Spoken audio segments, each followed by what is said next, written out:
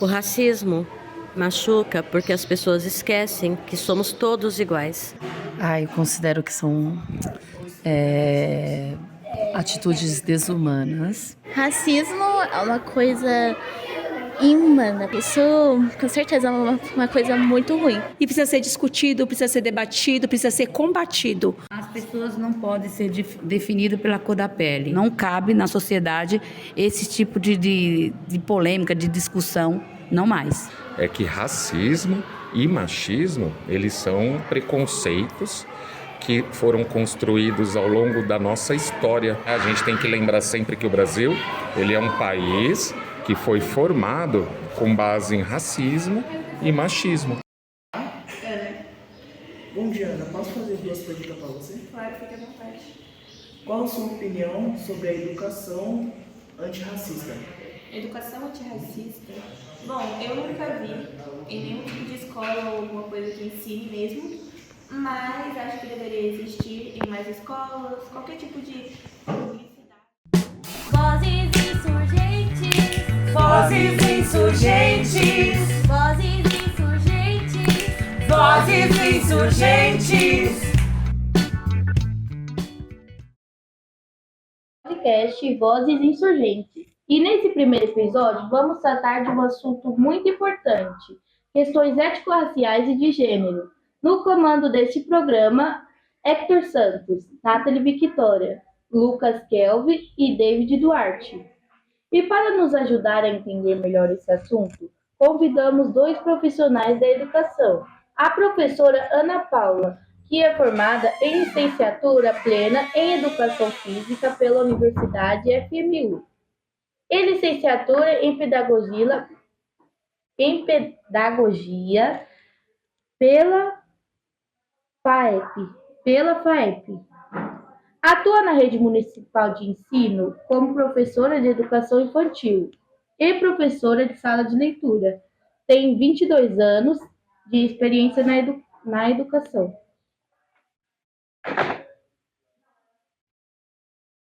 E o professor Caio Rodrigues Silva, nascido e criado no bairro do Jaraguá, formado em História, atua como professor nas redes estaduais e municipal de ensino da cidade de São Paulo. Atualmente, estuda pós-graduação em cultura afro-brasileira, indígena e gestão escolar. Agradecemos a presença de vocês. Obrigado. Professores, bom dia. Sejam bem-vindos ao primeiro episódio do podcast. Gostaríamos de saber como vocês definiriam o racismo e o machismo. Começar? Fala sobre o racismo, pode você? começar. Bom, eu defino o racismo, primeiramente, como uma violência, uma forma de violência, através de uma estrutura de poder. Então, a gente parte de uma sociedade onde a gente tem um conceito social de raça, digamos assim, onde há uma raça, aspas, dominante. Há um público, há uma parte social dominante dessa sociedade que realiza essas violências estruturais, institucionais, para as outras camadas. Então, na minha opinião, e aí eu vejo o racismo de forma institucional, como uma forma violenta, assim como o machismo também, a professora Ana vai mencionar também, como uma forma estrutural de violência dentro da sociedade. Vamos começar pelo racismo, então. O que eu entendo pelo racismo? A primeira coisa que eu acho que é importante a gente definir é que a raça é uma invenção humana para colocar dominadores e dominados. Tá? Então, por exemplo, se a gente pensar biologicamente, pessoas brancas, pessoas pretas, pessoas amarelas, são todas iguais. Então, se nós somos iguais, por que a gente está dividindo? Porque o branco não podia falar que o preto era igual a ele. Então, ele cria um conceito de raça. E a partir do momento que ele cria o conceito de raça, ele vai criar a diminuição de determinadas pessoas por causa das suas características. Então, quando a gente pensa no racismo, pelo menos é a minha visão em cima disso, a gente entende que o racismo é você impedir que o outro tem os seus direitos de ser e estar no mundo, tá?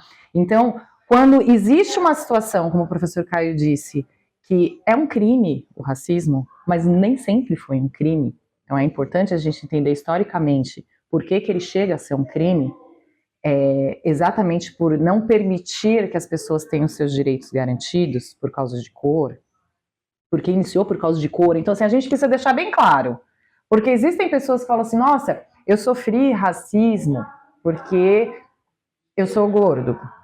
Ele não sofreu racismo, ele sofreu a gordofobia. São duas coisas diferentes, porque a raça, ela é criada para separar povos e falar, eu sou melhor que você, então eu nunca vou me comparar a você e você vai estar sempre menor.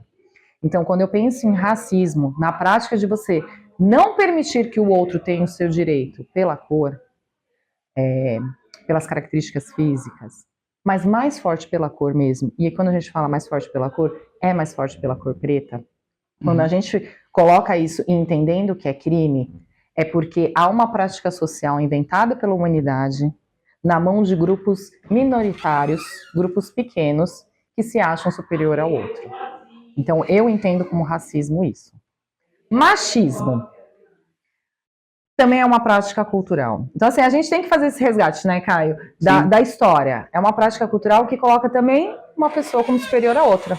A gente precisa refletir quando a gente pensa no machismo. Onde surge o machismo? Eu não sei muito bem historicamente, tá? Mas eu entendo que faz parte de uma cultura europeia que vai se...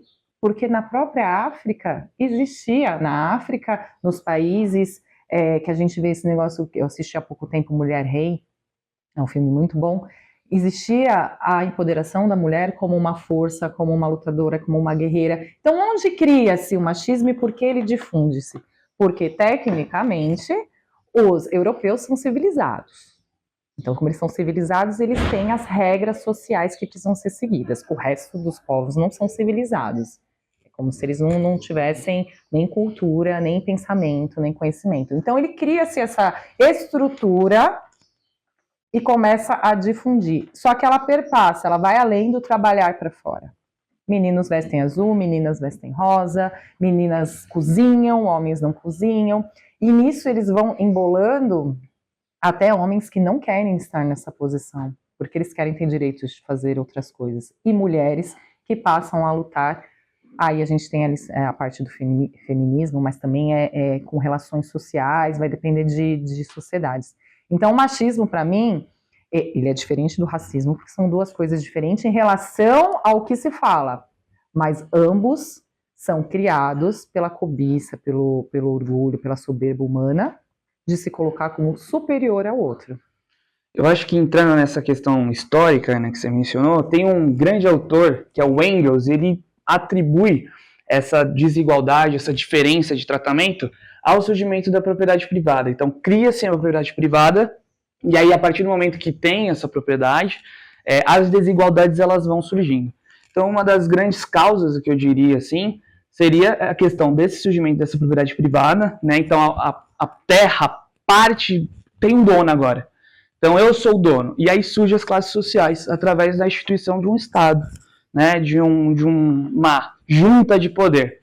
Então, eu acho que a gente pode ir por esse caminho para entender a origem das desigualdades também. Aí é legal também a gente fechar falando sobre estruturas de poder do machismo e do feminismo. Por quê? Se a gente não tiver a noção da estrutura de poder, a gente vai ter alguns discursos como o racismo reverso, por exemplo, que é algo que não existe, né? Assim como mulheres podem ser machistas, não, elas não podem ser machistas, elas podem adquirir esse discurso machista.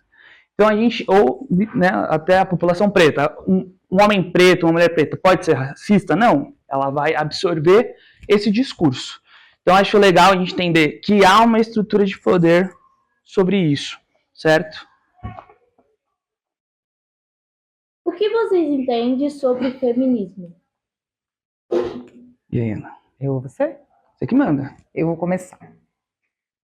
A minha família, ela é matriarcal, tá? Então, assim, a minha avó era regente da nossa casa e de toda a família. Então, eu posso afirmar, de certa forma, que eu não passei ou não me conscientizei de ter passado por determinadas relações machistas até me deparar com algumas situações que eu tenho visto, que eu tenho estudado. Então, para mim, era uma realidade que estava um pouquinho fora. Não tive esse problema de ter que vestir rosa, nada. Minha família sempre foi matriarcal, a força era em cima da minha avó.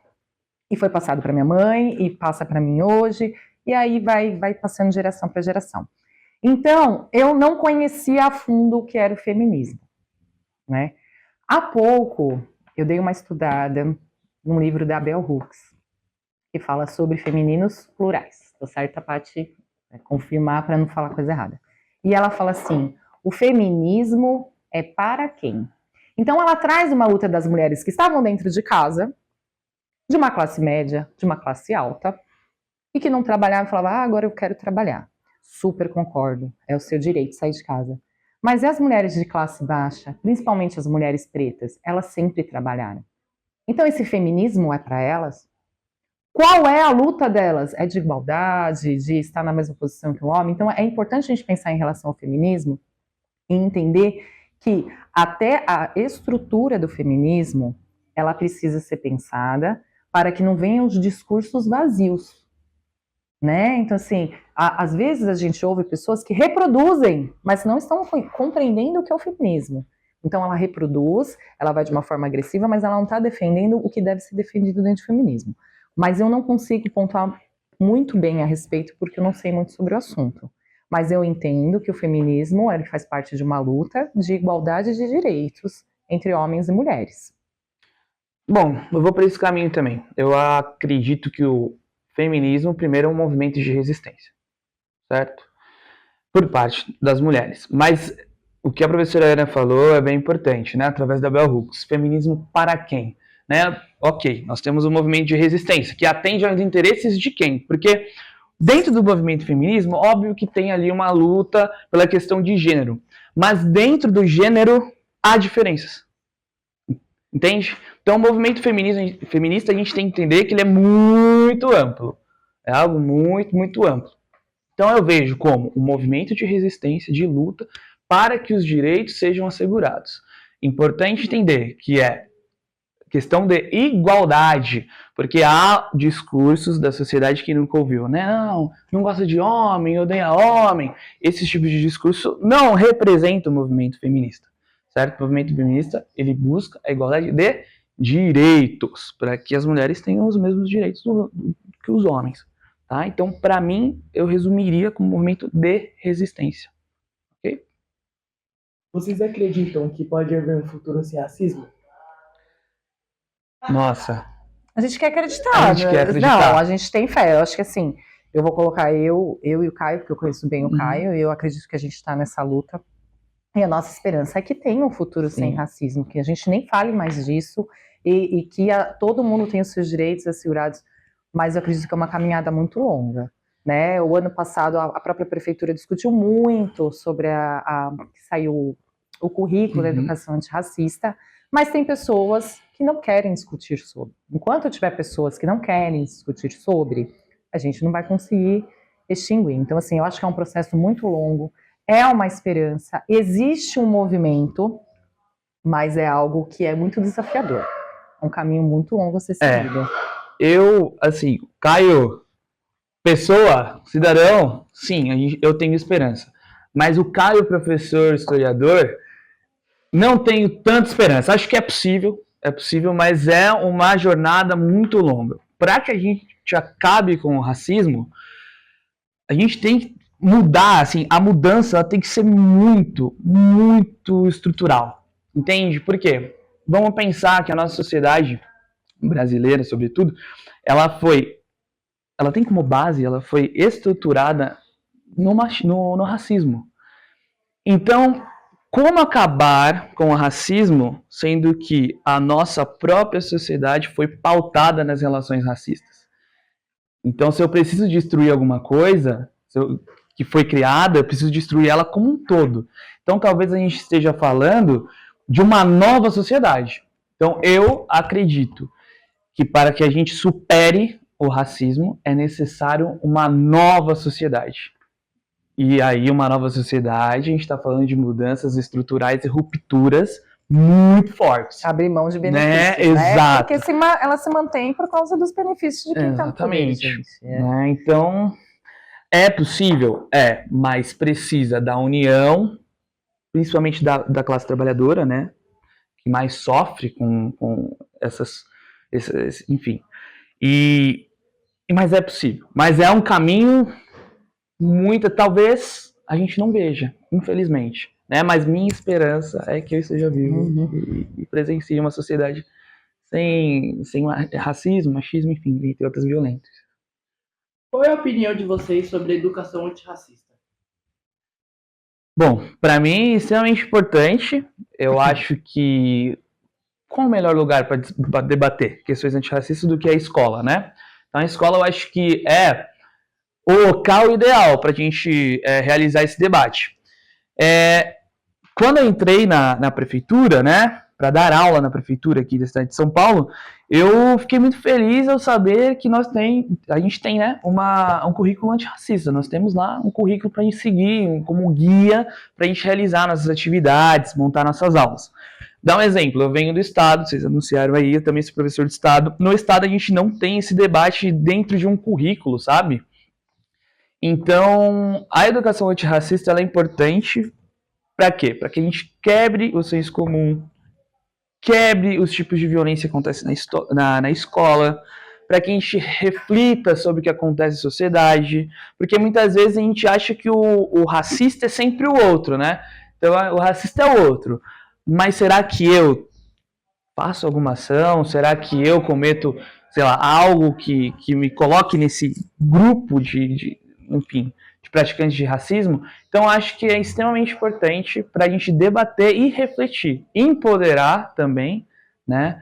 Então, é extremamente importante. Tem que ter em todas as áreas da educação, em todas. Uma vez eu estava fazendo uma leitura que falou a respeito de legislações e políticas públicas. Então, assim, se a gente pensar em relação ao racismo, se existem legislações, é porque existem crimes. Então, quando a gente pensa, por que existe uma educação antirracista que está chegando? Porque nós temos práticas racistas dentro da escola. Então, eu acho que é um grande passo você reconhecer que dentro do ambiente educacional, seja de estudantes, seja de professores, seja de famílias e gestão de todos os funcionários, existem práticas racistas. E aí você precisa de uma educação antirracista, com uma diferença que a educação antirracista no currículo, ela não é um conteúdo. Não fala assim, hoje eu vou dar uma aula para vocês de antirracismo. A partir de agora, não falem mais a palavra denegrir. Acabou minha aula. Não é isso. A educação antirracista, ela tem que estar em todos os conteúdos, em todos os conceitos, o tempo inteiro, na escola. Que aí vocês, informação... E eu digo assim, que não é só vocês que estão aprendendo com isso. O professor Caio acabou de falar. A gente comete ações racistas o tempo inteiro. E a gente tem que assumir para poder entender o erro, refletir e parar de cometer. É um processo, né? Então, quando a gente fala educação antirracista, ela tem que passar os muros da escola. Ela tem que chegar dentro das famílias, ela tem que reverberar na sociedade. E é por isso que ela é fundamental. E é por isso que ela tem que existir. Para que em algum momento ela não exista mais. Porque aí a gente vai na nossa esperança de não ter mais o racismo. Mas ele existe e as pessoas estavam falando que ele não existia. Então, a partir do momento que você tem, que nem aqui na prefeitura, um documento registrado com práticas antirracistas. E se você, não sei se vocês tiveram acesso, as práticas antirracistas, não é isso que eu acabei, é igualzinho que eu falei. Não é, hoje nós vamos falar assim, ó, não chame mais o seu amigo de neguinho. Não é isso. Não é uma aula, vou colocar os termos que não devem ser utilizados. Isso vai acontecer no dia a dia. A gente só reflete quando alguém fala, você tá errado. Preste atenção, não faça isso. Aí você começa a refletir, porque isso está acontecendo o tempo inteiro. Então, quando chega esse currículo, é porque evidenciou que dentro das escolas, mais que dentro da escola, na sociedade, temos problemas com racismo. E precisamos formar vocês, porque vocês que vão modificar essa sociedade.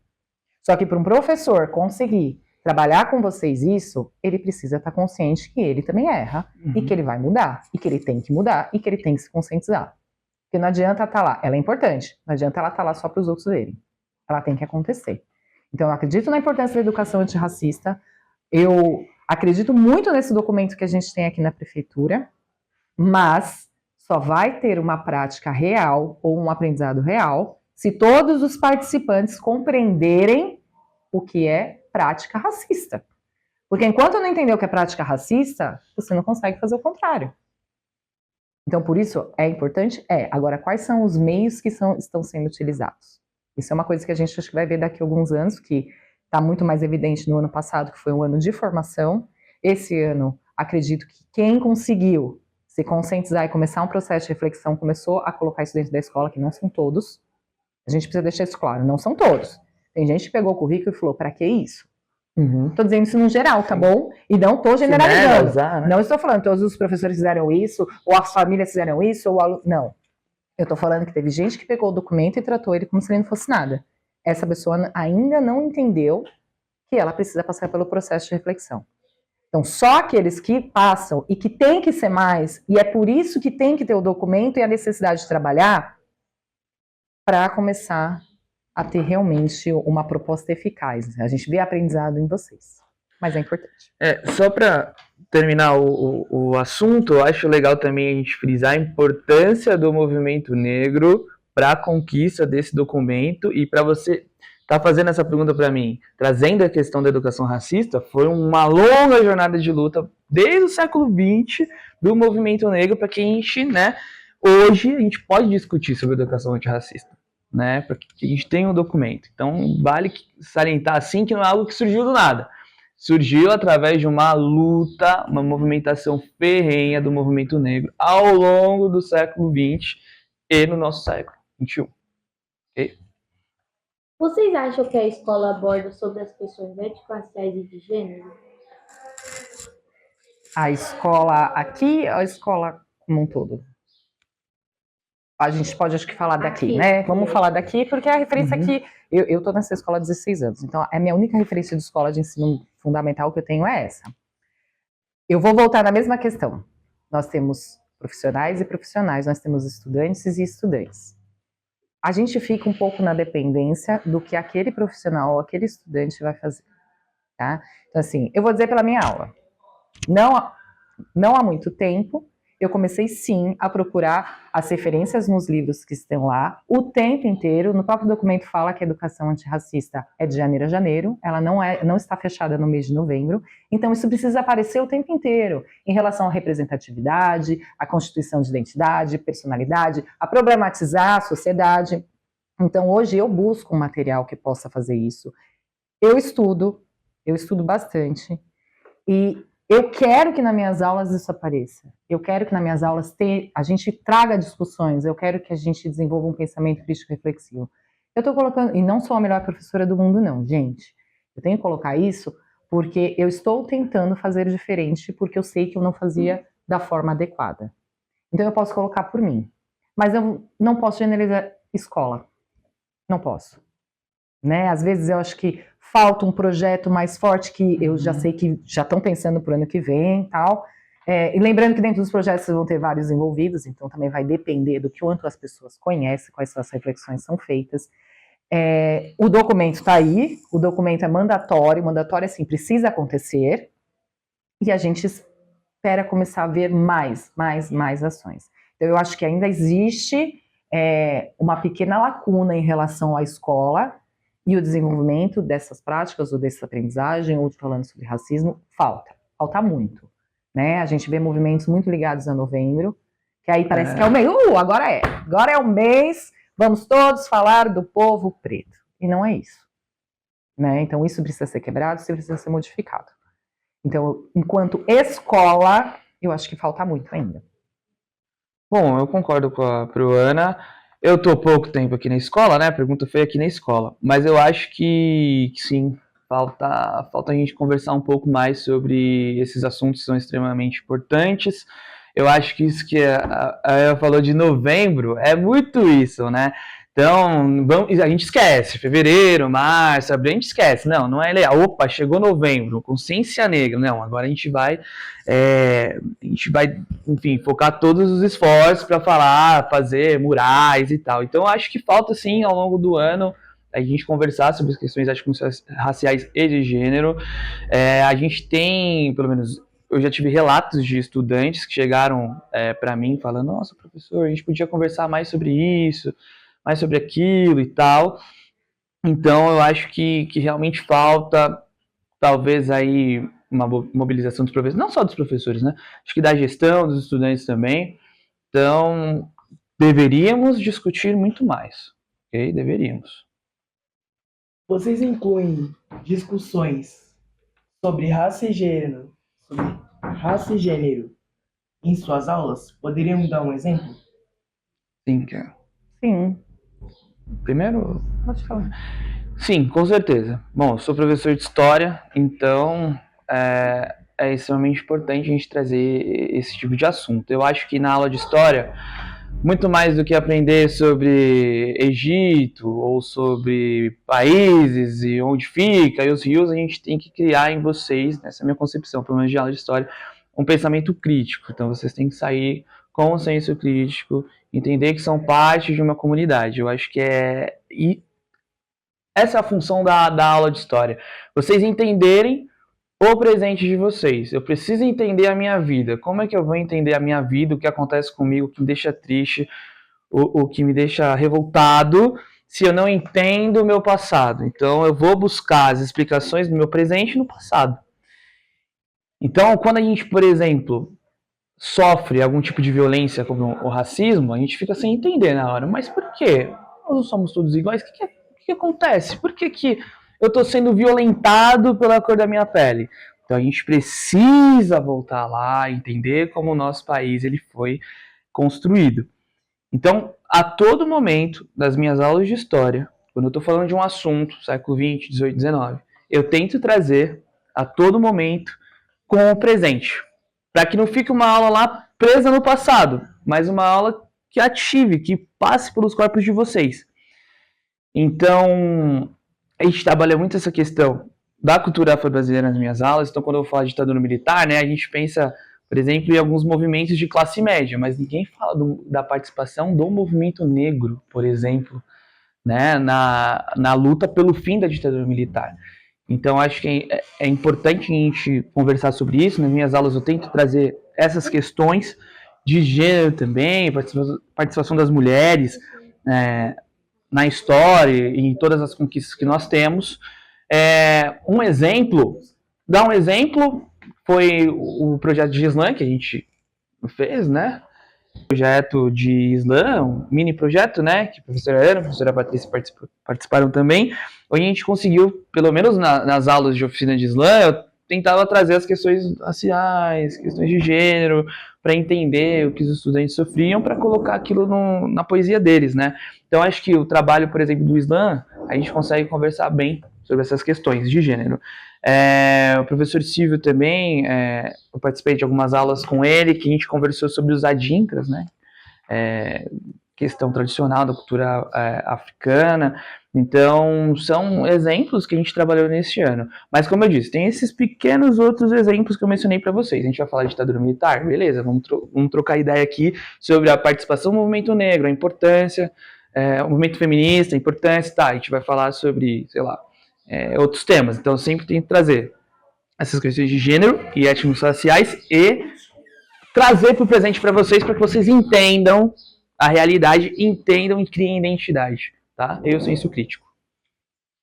Lá na nossa sala de leitura, a gente trabalha com literatura. E a literatura, ela liberta. Então, conforme eles vão lendo, vocês vão lendo, que vocês fazem parte desse grupo, vai despertando determinadas coisas e sempre sai um comentário. Então, principalmente quando faz leitura compartilhada, eu falo, e agora, vamos falar o que você sentiu. Então, esses temas, eles vão surgindo. E aí é o momento exato que a gente realiza as intervenções. Outra coisa, eu trabalho com a escrita. Então, eu gosto muito que os alunos escrevam. E a partir do momento que eles escrevem, essas questões também são despertadas, né? E como fazer essa intervenção? Aí que vem os problemas. Eu acho que em determinados momentos os estudantes fazem mais intervenção que eu. Eles mesmos vão construindo, compartilhando e fazendo uma nova visão. Em relação à parte racial, hoje eu tenho um pouquinho mais de conhecimento, mas eu tenho pouco ainda. Em relação a gênero, eu tenho praticamente zero. Então, assim, o que eu tenho são as experiências que a gente vai vendo. Então, a gente vai conversando e eles mesmos, vocês mesmos vão se articulando, porque eu vejo aqui, existem muitas situações aqui dentro da escola? Existem. Mas como vocês estão juntos desde o primeiro ano, a grande maioria desde o primeiro ano, existe também uma convivência e, em muitos momentos, um respeito, tanto pelo gênero quanto pela raça. Não estou falando que não tem problemas. E isso vai aparecendo dia a dia. Então, eu coloco como exemplos, é realmente a conversa, é o diálogo, é pôr para fora, é ouvir o outro, é permitir que o outro exponha e seja respeitado dentro da sua fala. Então, essas intervenções é o que eu realizo dentro da sala e aparece demais. Tanto o tema de raça, quanto o tema de gênero. E aí vai entrar outros e outros temas, depressão, problema familiar. Você permitir dentro de um ambiente escolar a liberdade de fala, a liberdade de expressão, é algo que vai favorecer para que essas vivências que vocês têm aqui façam uma formação do jeito que a gente espera, tá bom?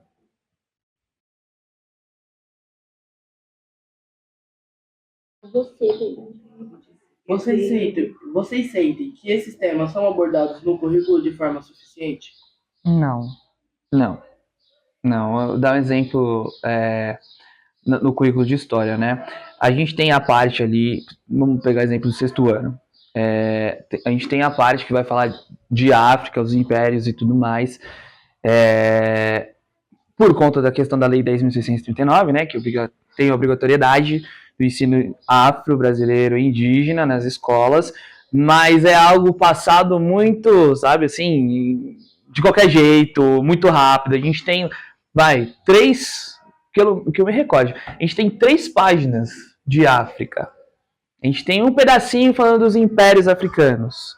Não tem como. Aí a gente vai pegar lá a Segunda Guerra Mundial, a gente tem 3 capítulos falando sobre aquilo, sabe? Não que não seja importante discutir a Segunda Guerra Mundial, isso é importante, mas não é o suficiente. Eu acho que o currículo, ele não aborda as questões de africanidades, questões da cultura afro-brasileira, por exemplo.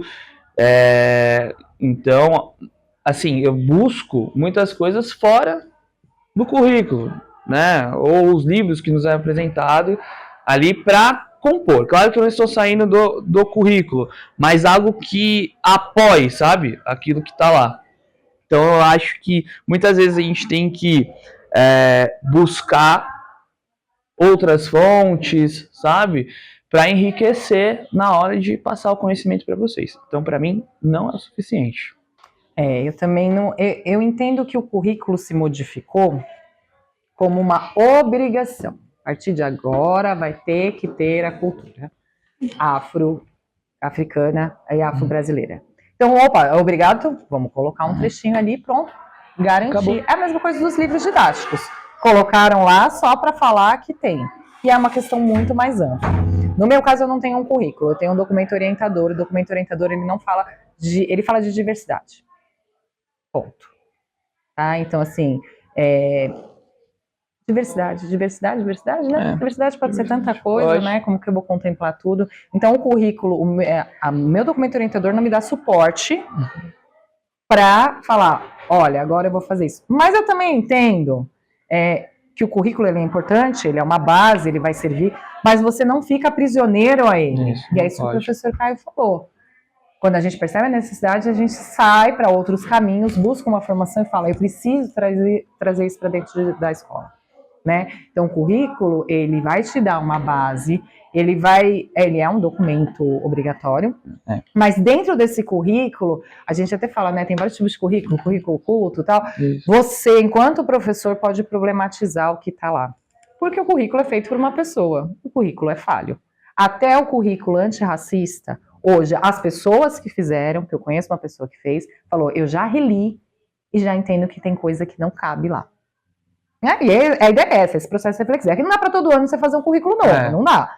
Mas são as problematizações que a gente traz, que mais para frente vai construir um currículo melhor.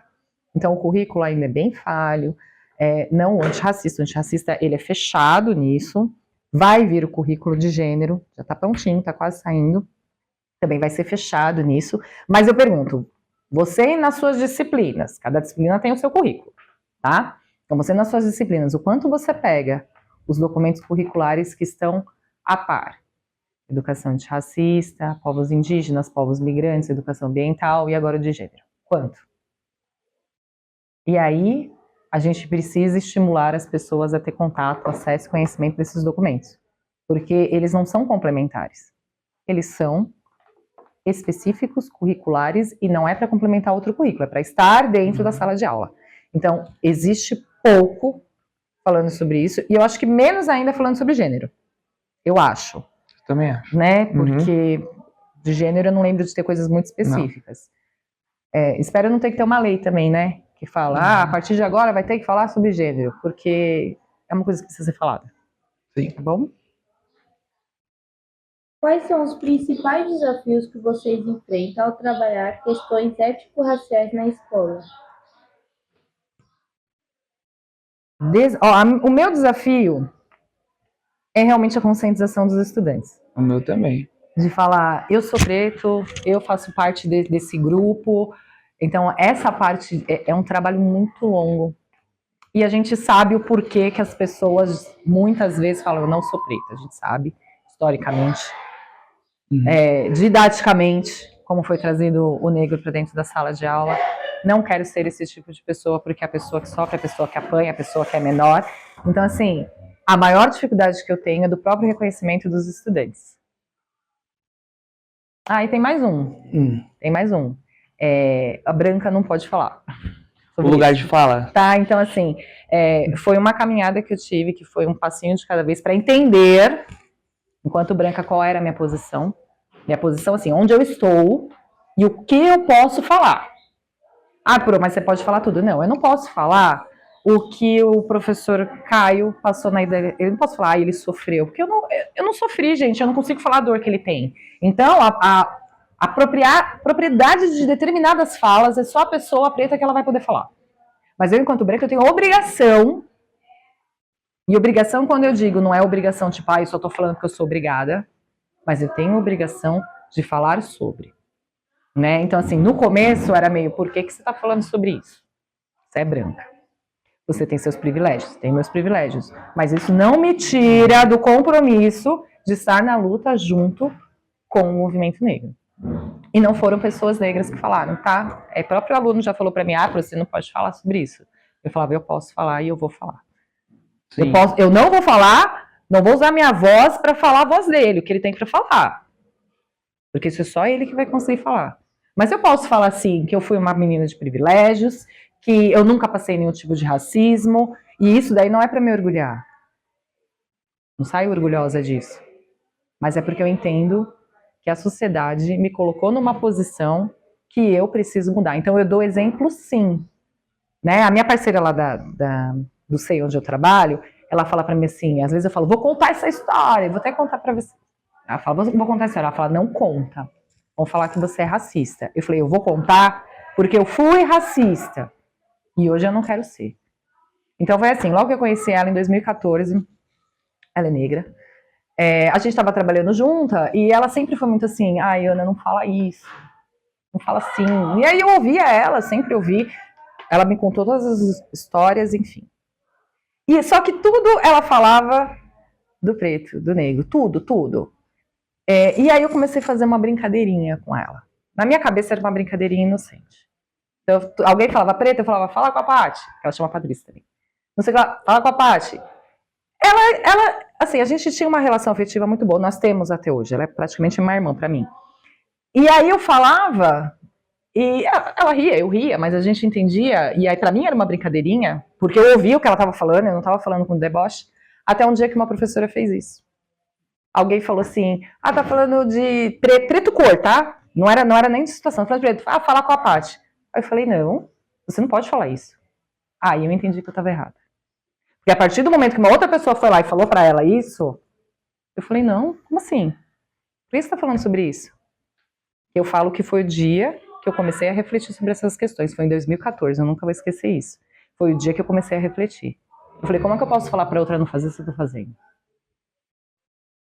O quão errado eu tô. E ela sempre fala pra mim, não conta sua história. Eu falei, conto. Onde eu estiver, eu vou contar. Porque pra mim é um marco. A partir dali, eu comecei a estudar. Até então, não. Então eu achava que era uma brincadeira. E não era uma brincadeira. Nem lembro qual era a pergunta. Não, mas você respondeu. Eu não Você lembro. respondeu. Não, isso que a Proana ela compartilhou é a questão do racismo estrutural, inconsciente. Eu não me enxergo como racista, eu não me enxergo com práticas ou frases, ou enfim, com atitudes preconceituosas. E isso é um exemplo aí, mais uma prova de como o racismo é estrutural e ele acontece, surge de forma consciente, é verdade, mas também de forma inconsciente. Mas a pergunta era sobre os desafios. Então, eu vou também nessa pegada sobre a conscientização dos estudantes, porque quando a gente vai dar uma aula para vocês vêm para cá. E aí vocês carregam alguns valores, algumas falas, alguns discursos lá de fora, certo? Então, o nosso objetivo é receber vocês e quebrar muito desses discursos, certo? Então, quando a gente vai dar uma aula sobre a questão da cultura afro-brasileira, assim, é batata que eu vou ouvir alguma piada. Alguma piadinha sobre o elemento que eu tô abordando. Ou, professor, você só quer falar sobre racismo, só fala de racismo, mimimi, sabe? Então, é muito difícil essa conscientização dos estudantes de entenderem a importância daquele tema, porque a gente tem os exemplos de estudantes que não se identificam, não se percebem como pessoas pretas, né? Então, quando você não se percebe como uma pessoa preta, muitas coisas que acontecem na sua vida ficam sem explicação, você fica meio perdido, e aí você começa a absorver discursos que vão contra o que você é, sabe? Então, você conseguir trazer o estudante para você e mostrar para ele que é importante, que ele faz parte, né, que aquele assunto tem a ver com você, esse assunto ele tem a ver com você, é importante você saber disso, para você se posicionar, para você não aceitar as coisas que lá fora te dizem, que fazem com você, é muito complicado. Então, assim, piadas sobre alguns assuntos, já falar sobre religiões de matrizes africanas, a importância, né? A gente vai falar aí sobre mitologia africana, e já houve alguns termos, enfim. Então, essa quebra é muito difícil. É extremamente difícil. Então, eu vejo isso como um principal desafio. E também, não aqui, mas eu já tive experiências de escolas de você não ter o apoio dos seus pares, dos seus colegas, sabe, para fazer essa discussão. Então você faz uma aula de história lá, legal, desconstrói o cara, e você, sai com o dever cumprido, chega outro professor, faz alguma fala preconceituosa.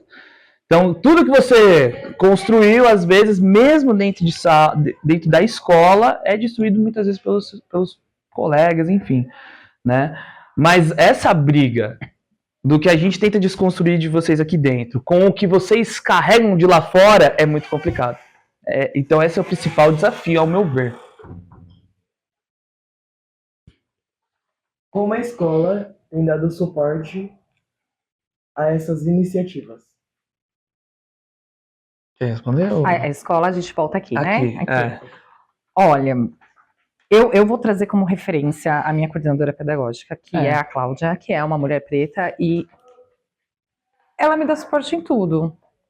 Eu não tenho uma vírgula para falar dela. Eu falo, vou fazer isso, Ana, você vai. Cláudia, não tô entendendo, você vai. Então, assim, ela é a minha referência. É a referência em tudo. Então, eu posso dizer que ela me dá suporte. Muito suporte. Muito, muito. Mas, às vezes, o trabalho é solitário, que é o que o Caio falou. Às vezes é você com você, e aos poucos a gente vai arrumando os parceiros, né? Que nem esse ano tem o Caio, tem a Paty, que antes eu não tinha essas parcerias para fazer, então assim, já tá melhor. Então às vezes é muito solitário, porque você tem que buscar essas parcerias e nem todo mundo quer fazer essa parceria com você.